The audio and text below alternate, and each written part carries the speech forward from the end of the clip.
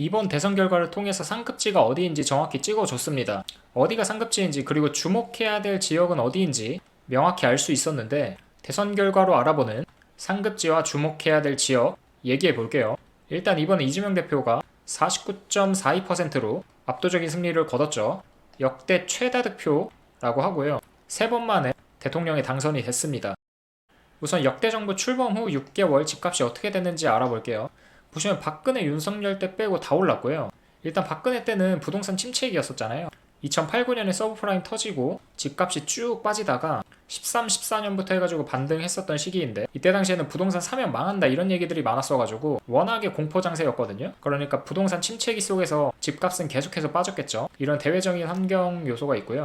윤석열 때는 아시다시피 금리가 급격하게 올라감으로 인해서 20년, 21년 동안 올랐던 집값이 그대로 빠졌고요. 부동산 PF 22년에 터졌죠. 그러면서 자연스럽게 집값이 빠지면서 강남구만 소폭 올랐던 그런 장세였었습니다. 나머지 진보 정권 때는 굉장히 폭등을 했었거든요. 노무현 정부 때 서울 6% 올랐어요. 강남은 무려 13%가 올랐습니다. 문재인 정부 때도 3% 올랐고요. 강남도 3% 올랐고 그 어떤 지역을 봐도 다 올랐습니다. 수도권도 올랐었고요. 전국도 다 올랐고요. 이명박 정부 때도 올랐죠. 근데 이명박 정부 때는 살짝 놀라웠던 게 이때가 정확히 서브프라임 미국에서 터질 때였는데 미국은 집값이 그대로 빠졌는데 출범하고서는 올랐었죠. 그러니까 이거는 출범 후 6개월이니까 이때는 올랐는데 그 후에 갑자기 이렇게 빠지기 시작한 겁니다. 값이 터지면서. 아무튼 그래서 출범 6개월 기준으로 보면 올랐었고요. 자, 진보 정권 때 이렇게 공교롭게도 급등을 하니까 이번 정권에서도 급등하는 거 아니냐라는 예상들이 많고요. 이런 얘기들 많잖아요. 보수 정권 때 사서 진보 정권 때 팔아라. 이런 데이터를 보면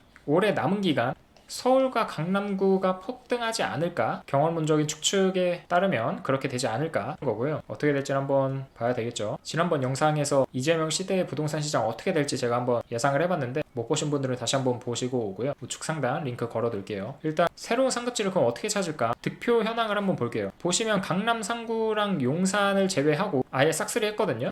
다 먹었습니다. 50% 넘는 지역들이 상당히 많고요. 뭐 중랑구, 성북, 강북, 도봉, 노원, 은평, 서대문구까지 해가지고 뭐 강서, 구로, 금천 다 이제 50% 이상 먹었고요. 강남 3구는 30%에서 40% 초반이었습니다. 반면에 윤석열이 22년에 됐을 때는 강남 3구는 물론이고 한강벨트 쪽은 다 먹었거든요. 강동, 광진, 뭐 성동, 용산, 마포, 영등포, 동작 다 먹었습니다. 그러니까 강남 3구, 용산, 한강 부자 동네들은 다 먹은 거예요. 이러면서 이번에는 마포, 동작, 강동, 성동이 이탈한 거죠. 그럼 윤석열 때는 무슨 특징이 있냐? 차지했었던 구들이 죄다 평당 4천만 원이 넘거든요. 강서구를 제외하고 평당 4천만 원인 곳들은 다 이제 윤석열 찍었어요. 그러니까 보수를 찍었다는 거죠. 그리고 반대로 4천만 원이 안 되는 곳들은 민주당 이재명을 찍었습니다. 종로 빼고 동대문 빼고요. 그러니까 이게 과연 우연일까?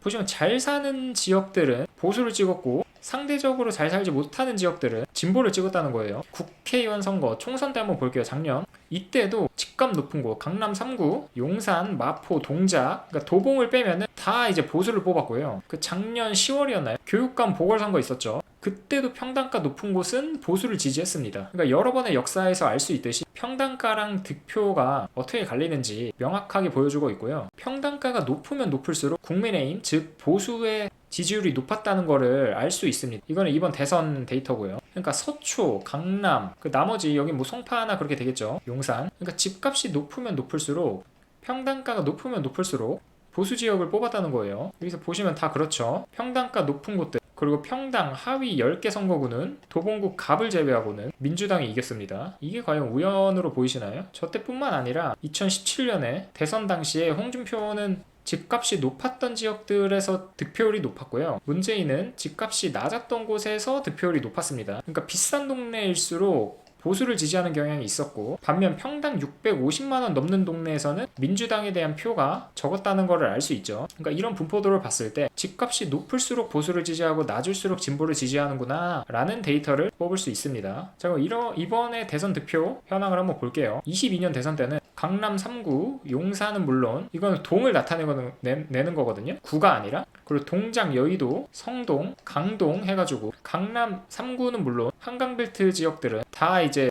국민의힘을 찍었었고요. 일부 지역들 뭐 동네별로 치면은 보수 찍은 곳들이 꽤 됐거든요. 근데 이번 대선 때는 보수를 찍은 지역이 강남 3구와 용산, 여의도, 그리고 중구 일부에 국한돼 있습니다. 이것도 동별로 나타낸 거예요. 그러니까 우리가 더 자세히 어떤 지역이 저평가되고 있고 어떤 지역이 새로운 상급지로 거듭날 수 있을지 알기 위해선 구별 데이터보다 구 안에 있는 행정 동별로 봐가지고 어떤 아파트가 평당 4천만원, 5천만원 이상 갈 수 있는 곳인지를 뽑아내야 돼요. 이번에 탄핵 정국이었는데 당연히 이재명에 대한 지지율이 높을 수밖에 없었겠죠. 그럼에도 불구하고 해당 구에 해당 동이 보수를 지지한다라고 한다면 세금에 대한 이해도가 있는 거기 때문에 집값이 높아질 가능성이 있다고 생각합니다. 그래서 상급지가 어디인지를 보면 우리가 흔히들 알고 있는 압구정, 도곡, 대치, 반포, 서초 이런 곳들이 국민의힘 지지율이 높았고요. 지금 상급지율이라고 하는 거는 진보인 이재명을 뽑은 득표 수보다 국민의힘에 투표한 수가 더 높다라는 거예요. 그러니까 제일 높은 압구정동 같은 경우에는 진보에 투표한 것보다 보수에 투표한 게 5배 더 많다라는 뜻이고요. 상위 10개 행정동을 보면 아무리 낮아도 268%였거든요. 그러니까 진보보다 보수에 투표한 비율이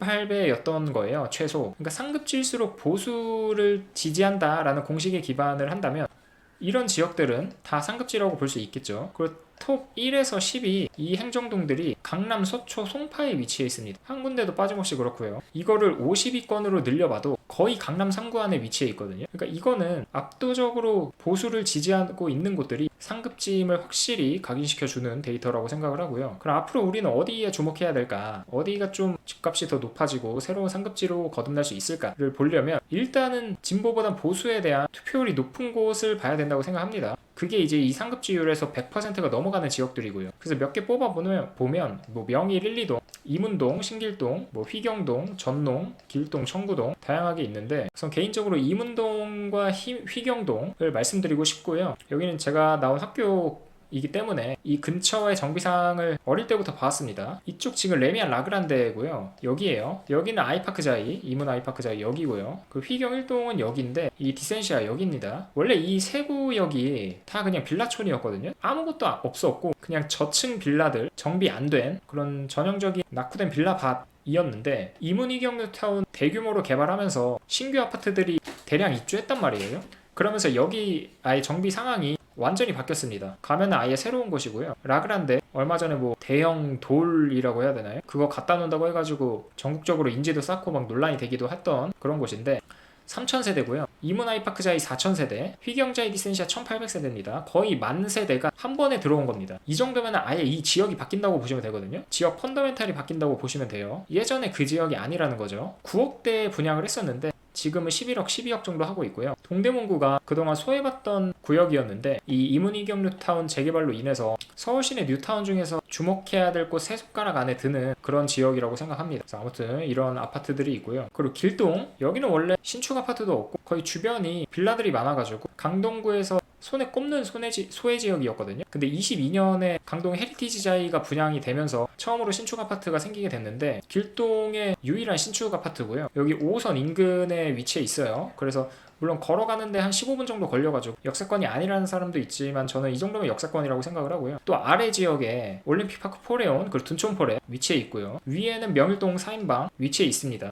그러니까 가운데 껴가지고 이렇게 견인해주는 집값을 견인해주는 아파트들이 있기 때문에 같이 상승할 수 있는 거고요. 여기가 24평이 7억 7천에 분양을 했었어요. 근데 최근 실거래가가 13억입니다. 거의 14억 원에 육박하고요. 그냥 2-3년 만에 앉은 자리에서 6-7억을 번 거죠. 여기는 진짜 싸게 나왔었던 거거든요. 이때 당시에 올림픽파크 포레온이 나오면서 그때 24평이 9억 몇 천이었는데 분위기가 워낙 안 좋았을 때니까 22년 말 23년 초 이때는 그래서 되게 겁먹고 분양가도 싸게 내놨었는데 지금 보면 너무너무 해자였던 거죠. 그러니까 여기 당첨되신 분들은 진짜 앉은 자리에서 6-7억을 번 거니까 요즘 너무 행복하시겠죠. 그 마지막으로 청구동입니다. 역시 중구에서 소외받고 있는 지역이고요. 신당 삼성이랑 약수하이츠가 위치해 있는데 위치는 여기고요. 삼성이랑 하이츠 지하철역과도 상당히 가깝습니다. 여기가 근데 언덕이어가지고 좀 약간 그런 것들은 불편한데 그리고 이 주변이 그렇게 막 정비가 잘 돼 있지 않아요. 낙후된 지역이고 상권이 거의 뭐 죽어있다고 봐도 될 정도로 그렇게 좋지는 않은 지역인데 인근에 이제 하왕십리, 상암십리 위치해 있고 여기 금호동이거든요. 주변에 잘 나가는 지역들 대비해서 상대적으로 저평가받고 있다고 생각하는데 이렇게 1000세대 이상 되는 아파트들이 위치해 있고요. 여기 신라호텔도 보이시죠? 신당 삼성에서 보는 뷰입니다. 그리고 3호선, 5호선이랑 6호선까지 해가지고 초역세권의 위치에 있어서 교통으로는 상당히 좋습니다. 그 여기 밑에 남산타운 있고요. 그래서 여기도 빌라들이 많기 때문에 정비가 좀 돼야 살아날 수 있겠지만 입지 대비 가격은 괜찮다고 생각을 해서 꼽아봤고요. 이렇게 이번 대선을 통해서 보수를 지지했던 강남 3과 용산 외의 지역들을 알아봤습니다. 이런 곳들이 평당 4천, 5천, 6천 가지 말란 법이 없겠죠. 충분히 갈 수 있다고 생각을 하고요. 또 새로운 주목할 만한 지역을 찾아서 돌아오도록 하겠습니다. 오늘 방송은 여기까지 할게요. 감사합니다.